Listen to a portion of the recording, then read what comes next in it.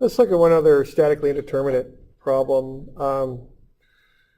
There's a gas station, I think, and you notice, if you could look at that roof that's being supported as a kind of two-dimensional problem. You've got those 3 posts in there, and see, that's 1 post too many if you're trying to solve for those reactions. You got 3 vertical forces, so you're not going to be able to solve that out with statics to find the load in each of the posts. Now, honestly, you might be able to do a little trick there and do it with statics, but without doing a little trick there, if you just kind of go into it, that's 1 reaction too many, okay? So what we've got there, we got 1, 2, and 3. This isn't going well.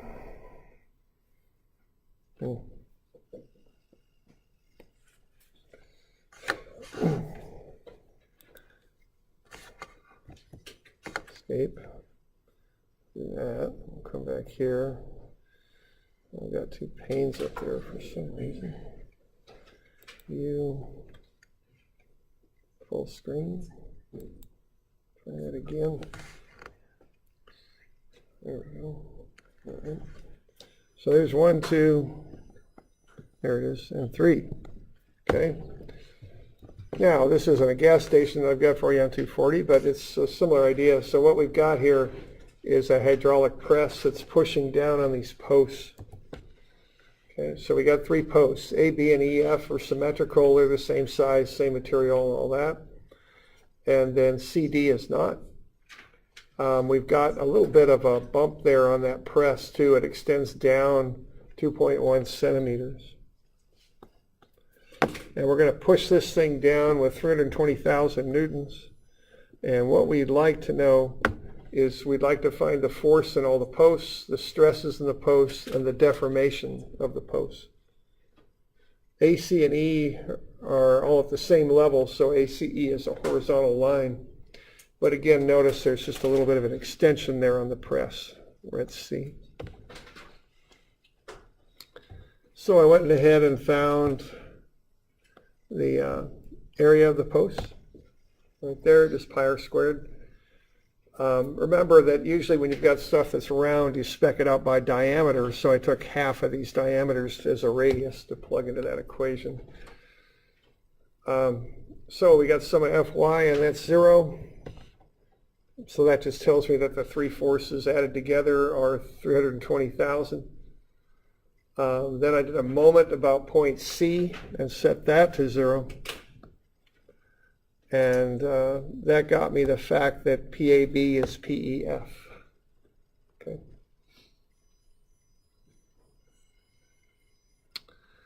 All right, so that's the starting point there.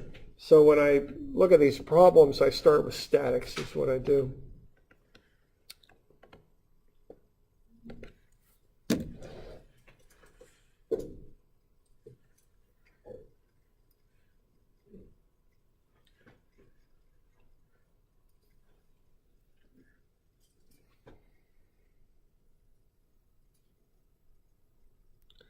So we good with that?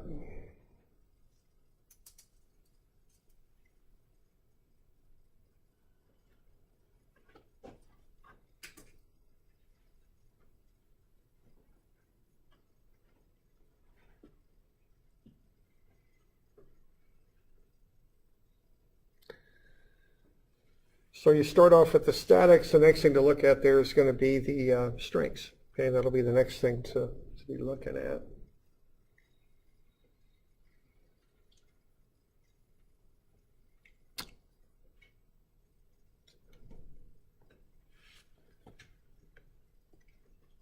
Yeah, question? So you'll map it out on the test. I know it's a couple weeks away, but like you'll start out with statics in general. Yeah, yeah, that's normally how I do that. Sure. Is it just because that's the easiest way to find the forces? Well, I start with statics because it's quick and short, and I get to a conclusion right then and there.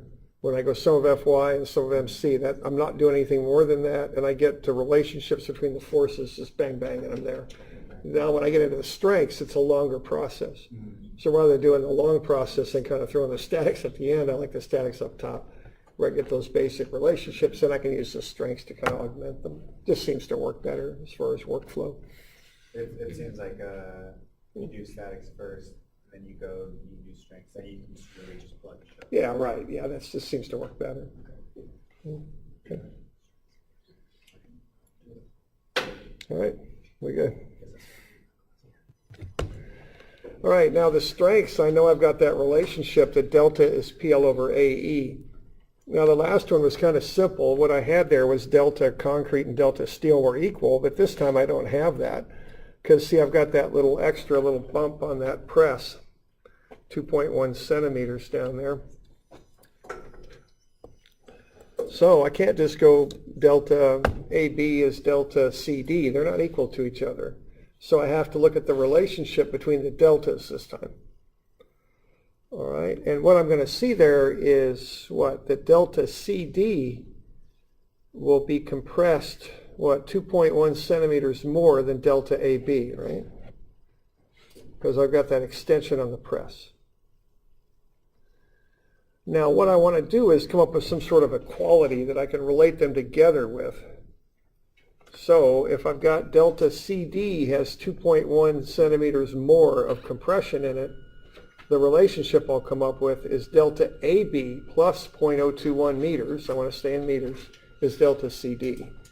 Because delta CD is 2.1 centimeters greater than delta AB.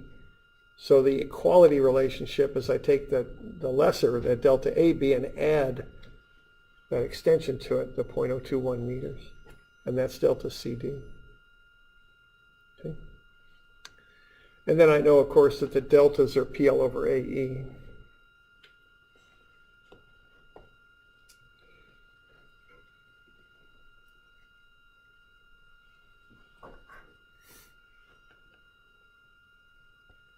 Okay, so the two key things to do here are come up with the statics, that the sum of the three loads is 320,000, and that A, B, and EF are equal. And then I do the strengths.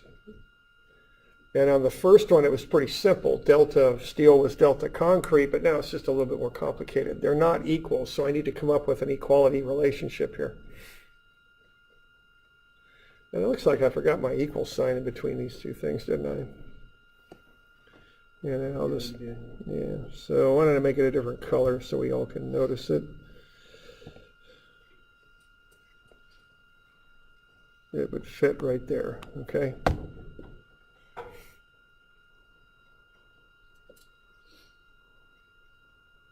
And so I add the 0.021 to the shorter one, to PAB.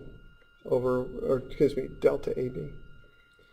And I'm using that delta is PL over AE. See, that allows me to relate loads together, which is what I want to do.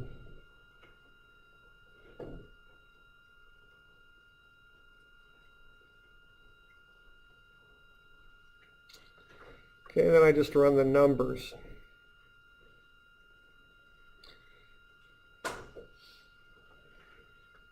So when I run the numbers, I get 0.3061 times 10 to the minus 6 PAB plus 0.021, which is 2.1 centimeters, is 0.204 times 10 to the minus 6 times PCD.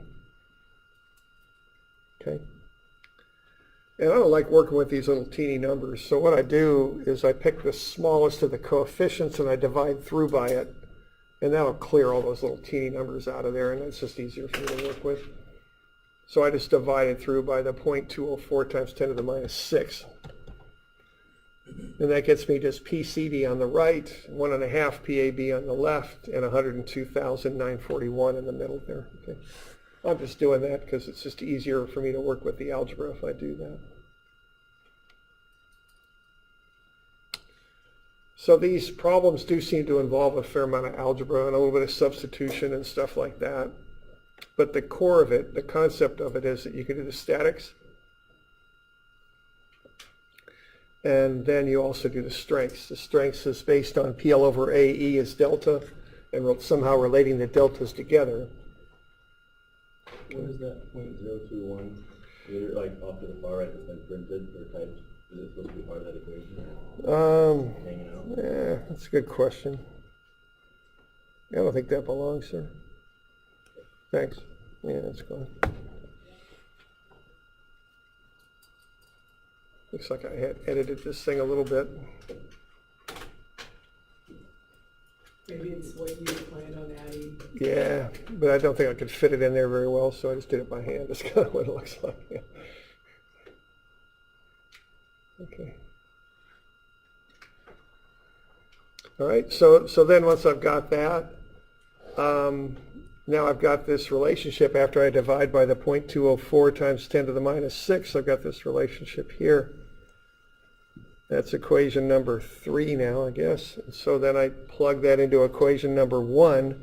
So I plug it in for PCD on that equation number 1 at the top of the page. So I'm going to get PAB plus 1.5 PAB plus 102,941, and then plus PAB again because PCD is equal to PAB, or excuse me, PEF is PAB. So really I'm working off of that statics equation that says that PAB,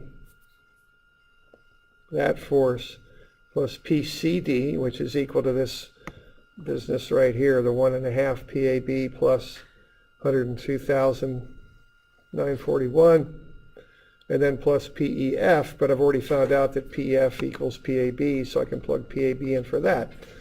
So I run through all that stuff and I get that 3.5 PAB plus 102,941 is 320,000. Okay. Because the three forces together equal the load, which is 220,000. Oh, come on now.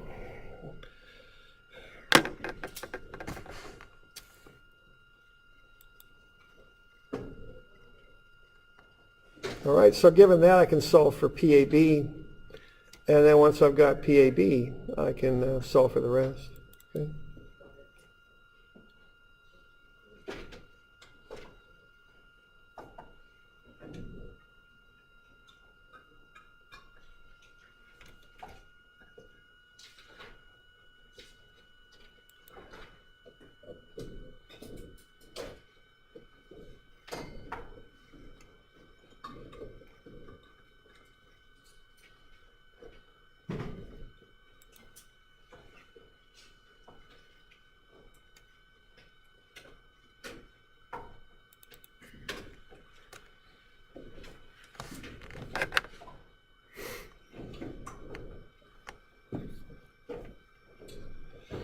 All right, so we can run through that. We get AB, okay, by running through that.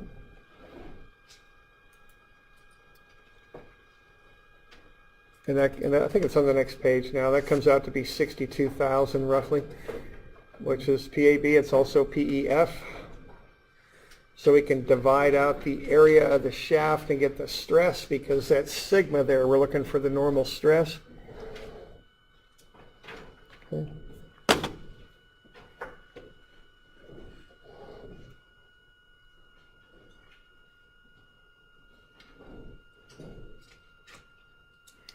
So that comes out to be 12.3 times 10 to the 6 Newton per meter squared is 12.3 megapascals.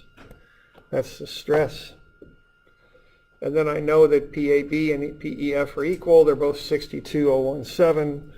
Plug them into equation number 1 again. I can come back and solve for the force in the middle one. So 195,966.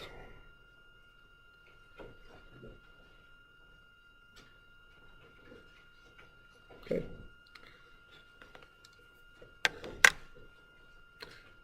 So I got the two statics equations that told me that the three forces together equal the load, the 320,000. I did a moment about C and got that AB and EF were equal. And then I did the strengths with the delta as PL over AE and was able to solve for AB. Okay. And then after that, I can just kind of plug it back into equation number 1 and solve out everything else. Okay. I can divide out the areas and get the stresses. And then I can also find the deltas, they're PL over AE. So I can plug that in and get the deltas.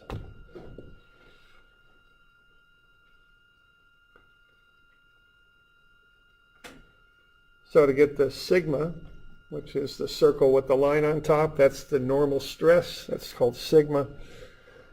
Take the load, divide out the area, and I'll get the stress in CD, 17.3 megapascals.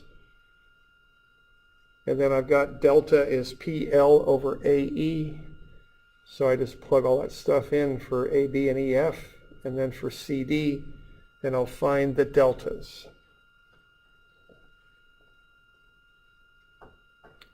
And I do that independently based on the load with PL over AE. I find the two deltas, 4 centimeters and 1.9. And that's a good thing because the CD is indeed 2.1 centimeters longer than AB, so that all checks out, and that's pretty good. Okay.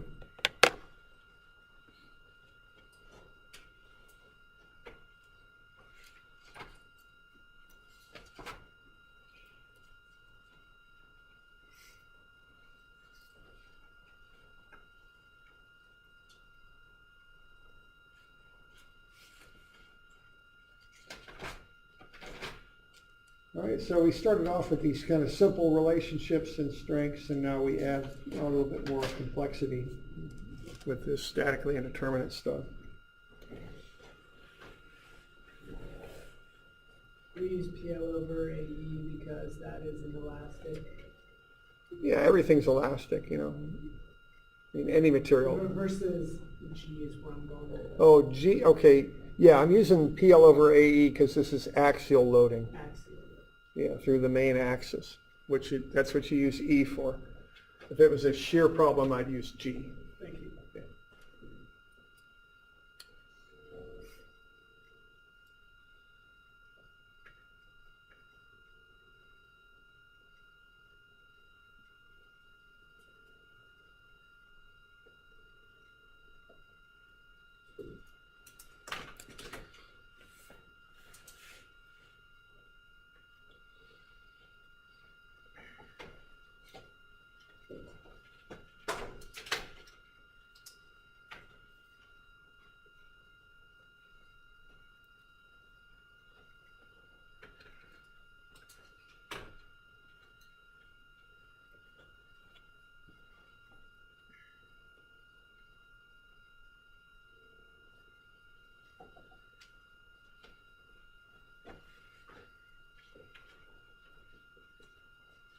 Okay.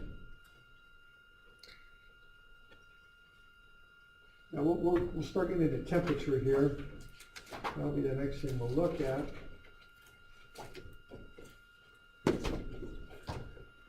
And I'll pull up the homework for this stuff, because there is a little bit of a thing I wanted to mention on that. Okay.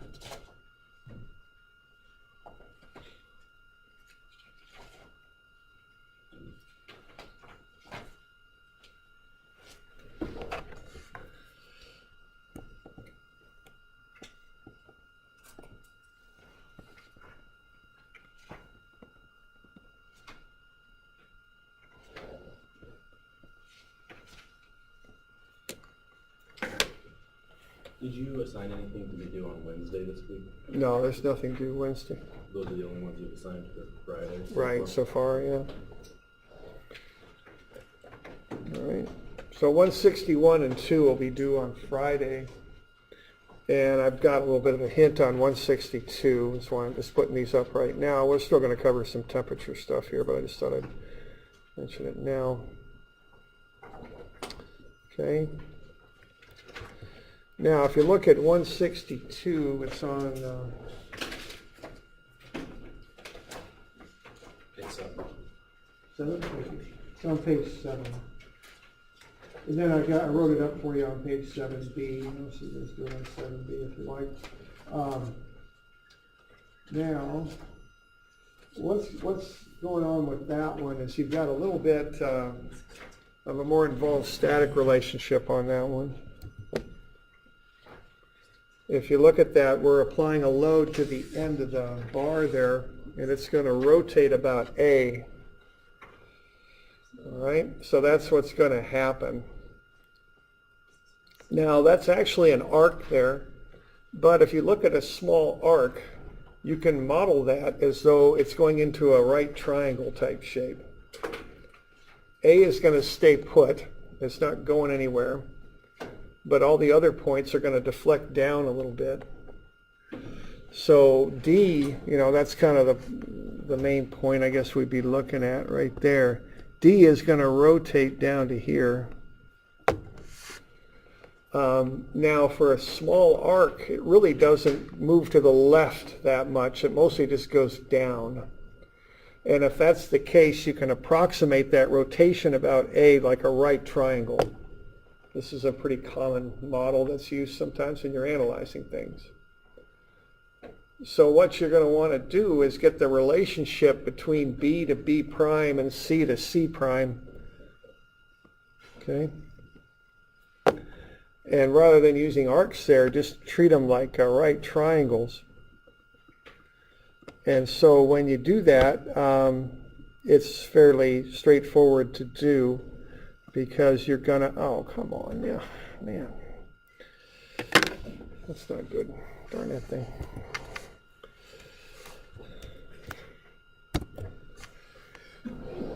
Bless you.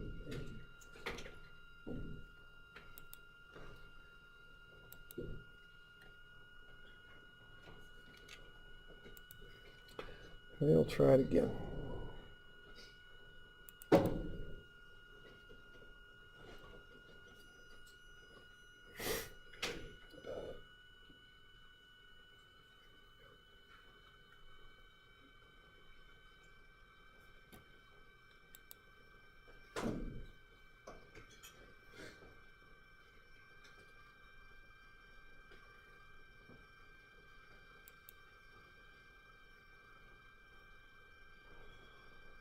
Oops.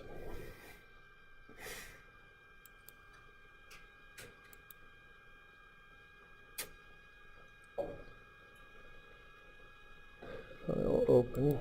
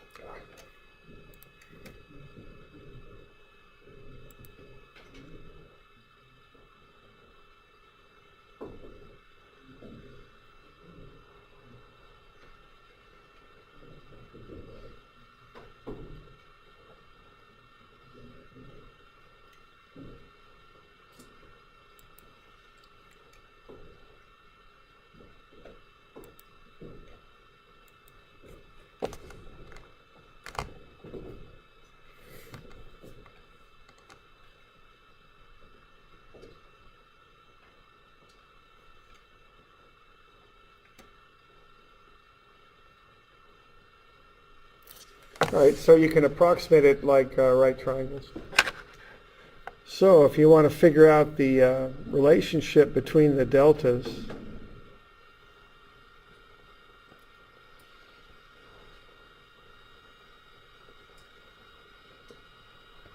you can just use similar triangles, right? Okay. So that's how you'll approach this one. So to equate delta B to delta C, use similar triangles.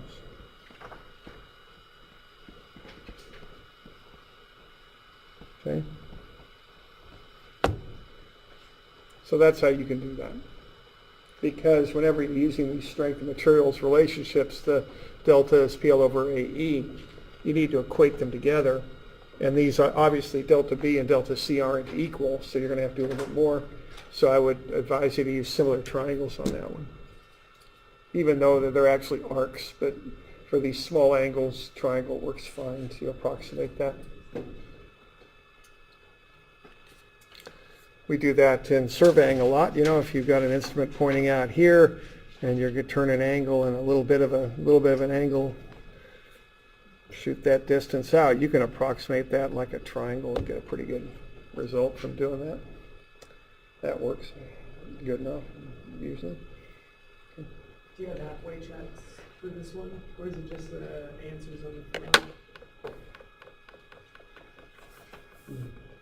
I'll get you a couple of hints on that. I'll give you the two loads. Yeah, this one's kind of hard to do halfway checks because they're kind of those long equations and stuff. So I don't know if I don't know quite what I could tell you. Also, there's a lot of ways to solve these damn things.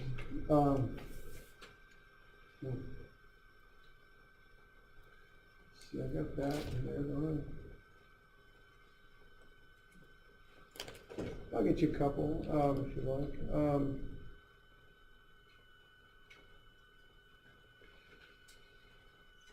What do we got?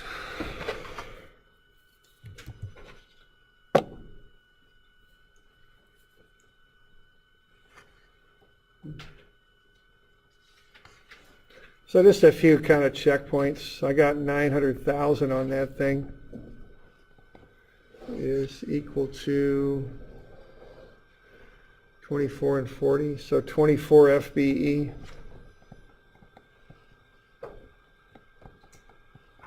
Plus 40 F, something or another, CF. That's one intermediate. Then, but see, one of the problems with this is you might do it differently than I do it, so you might end up with something a little, I don't know if these are always going to work for everybody. It might depend a little bit on how you do them. Which side you use and whether you divide something out like I did or not. So I got that. And then I also got this. And again, it just depends on how you choose to set it up as far as which one you might use. These are hints for problem 162. Yeah, they're just kind of intermediate answers, so you can kind of see how you're doing there. For 162. Yeah, thanks. Yeah, it's 162.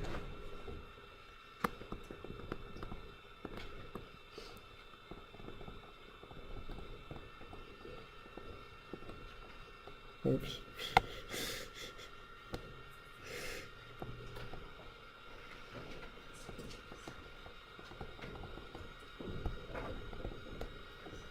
Okay. And then the last one I got was, and I've said it 2 or 3 times now, but it just depends on how you do this as far as how much these might help you. BE, I got that at 0.5556 times FCF. So F is force, it's like load, P, they're the same thing.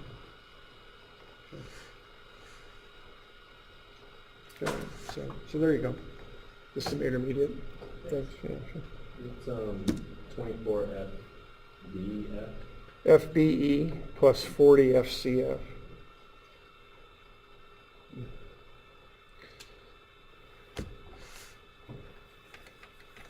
All right. Yeah, these things get a little involved. They do.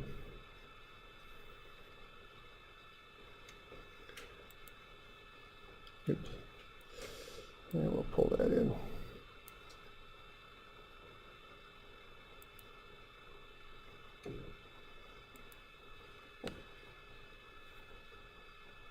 All right, we'll spend the rest of the time here looking at temperature effects here a little bit. Has everybody got that stuff copied down? And that's a 0 there. I'm having trouble with my pen. There we go. It's not going real well here on the computer side today. Okay. All right, let's look at, just start to look at temperature effects, okay? Like melted Philippines temperature? I don't know if we'll get that hot. Well, that can happen, it has. But let's just look at ambient temperatures. So you might notice these railroad tracks got a little bit of a problem here. Okay, that's caused by temperature. Okay, it got really hot, and the tracks weren't spaced far enough apart. There weren't good enough gaps between them. So both tracks tried to expand, and they ran into each other, and it just buckled out in this case. So, not common, but it happens. They put something in place to prevent that. They leave gaps between the tracks, right? Yes. And they gap the tracks in a specific way now, too. Yeah, it's really kind of strange. Well, I think there's all different ways of doing it. I mean, the thing I was reading about, and again, I'm not a railroad engineer. I wanted to be once, but didn't get hired, so that was too bad. Good job. That was probably a good thing. I probably wouldn't have stuck with that forever. I don't know. They make the joints like that, okay? Mm-hmm. But it's even more exaggerated than that. And of course, my pen's working so poorly here. Right, like a 4-foot section of pipe.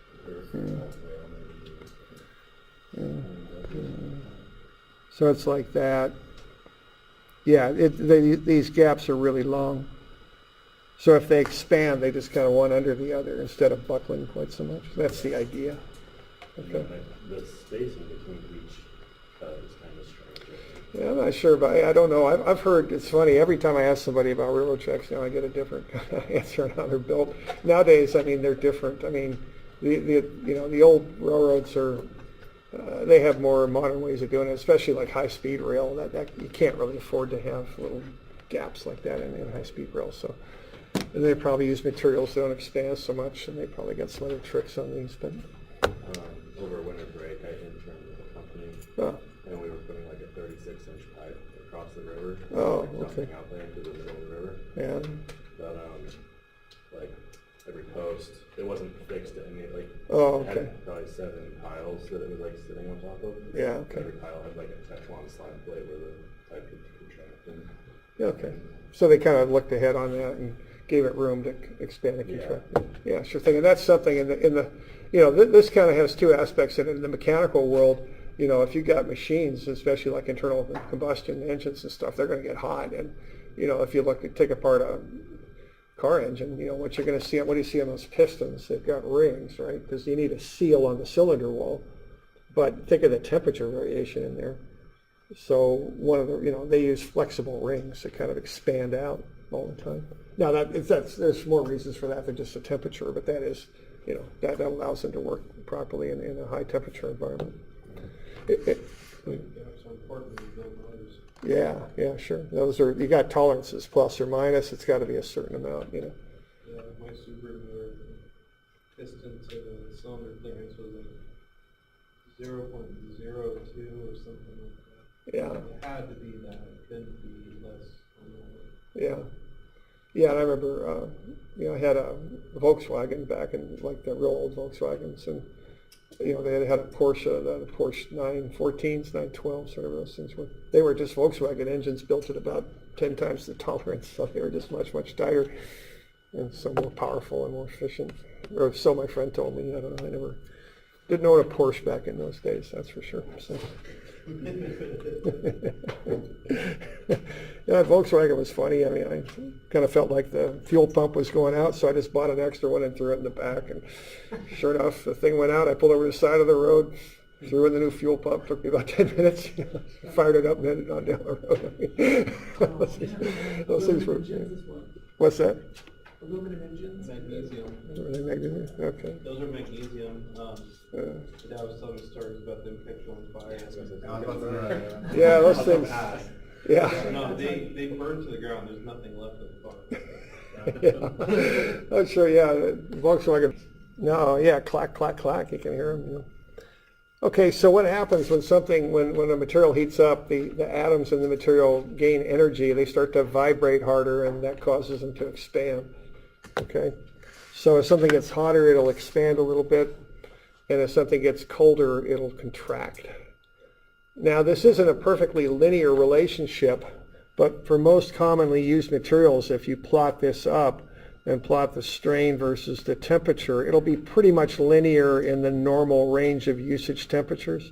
Not perfectly linear, but pretty much. Okay, so maybe it'd be something like that. So they come up with what they call the coefficient of thermal expansion, which is alpha. Okay, and that if you take that number, which you can find for a material, times the change in temperature, you'll get the strain in the material. So the basic relationship is right there. Epsilon T is alpha times delta T. That's the basic relationship. That's the basic relationship.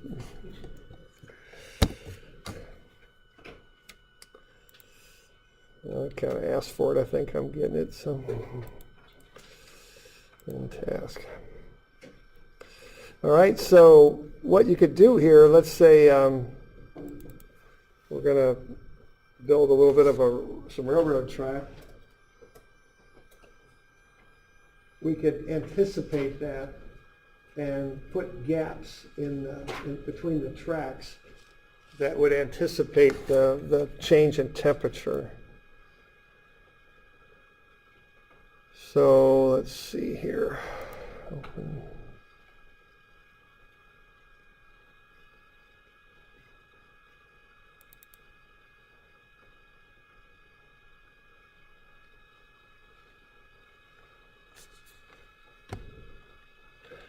So I think I've got a page that relates to this.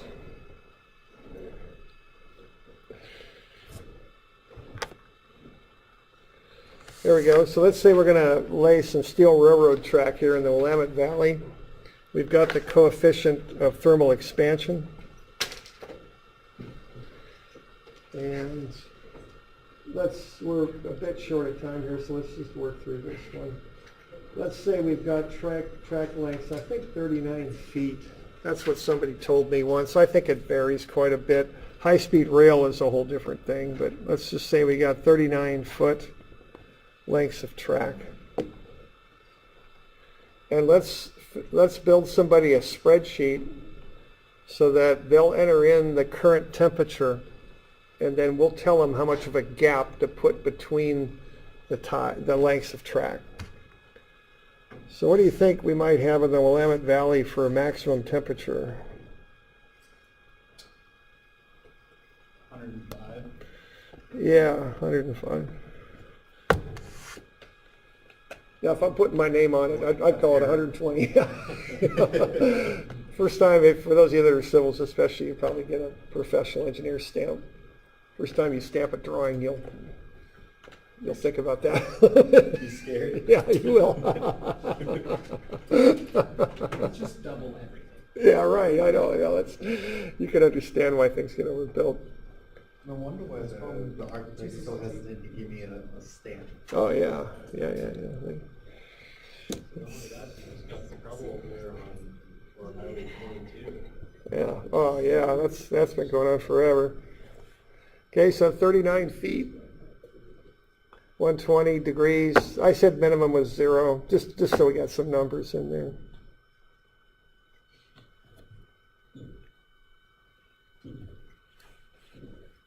So 39 feet long, 120 degrees Fahrenheit.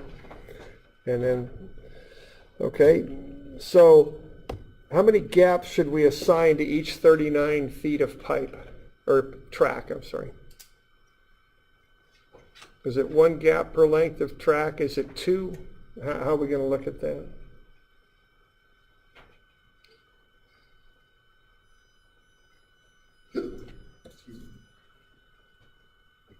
Any?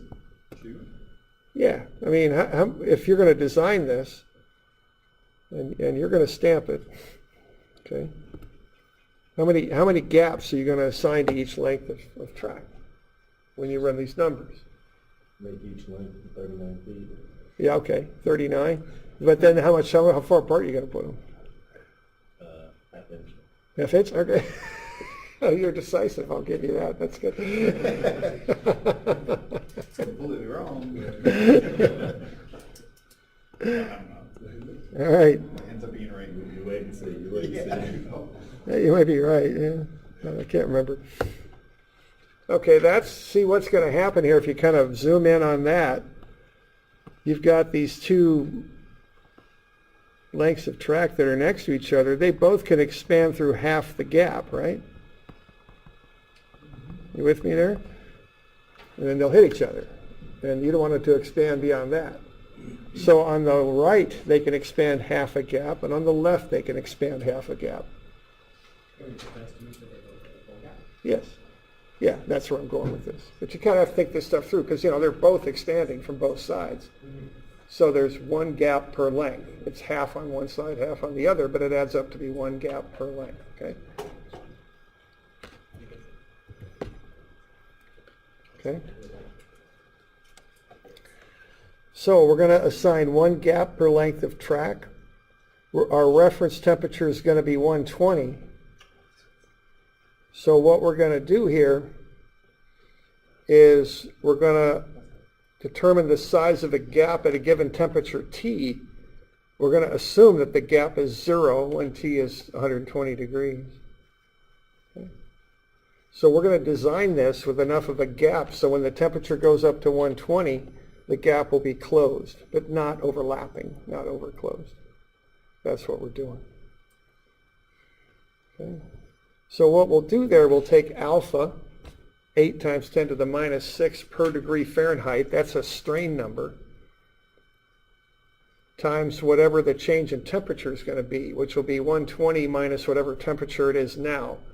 So the crew in the field is going to enter in T into the spreadsheet, and we're going to kick them out a gap length.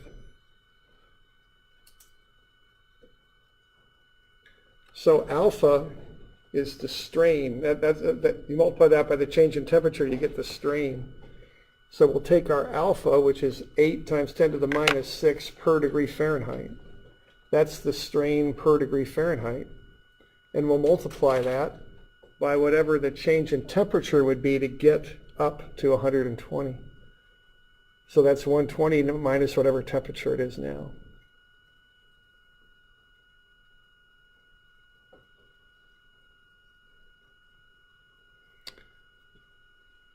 And then that's the strain. So to find the delta T, which is really what we want, we take that temperature-induced strain times the length. We want that in inches, so that'd be 39 feet, which is 468 inches. We multiply that by our little equation there, and we come up with our algorithm we'll put in the spreadsheet right there. Okay.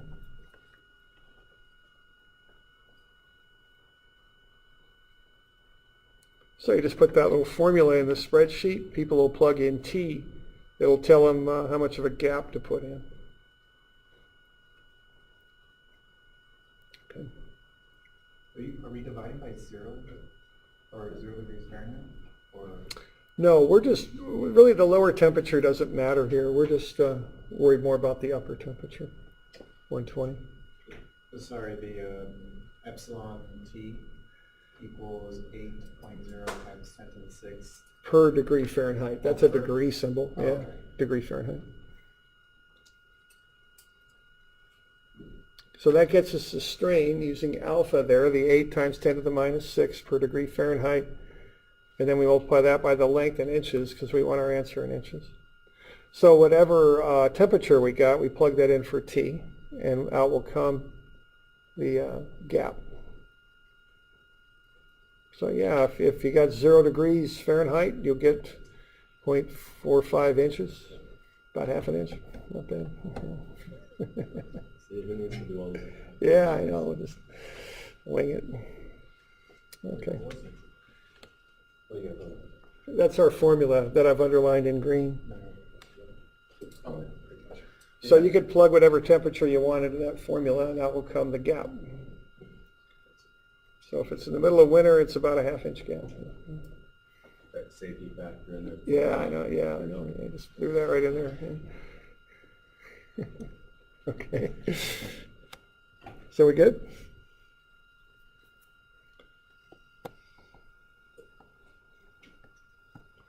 So we only got to 2 of them for Friday. It's 161 and 2.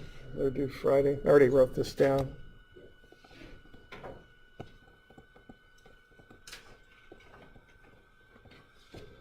Add-ons to No, I guess we'll cover these Wednesday. okay. So it's just the two. All right. You doing all right with that?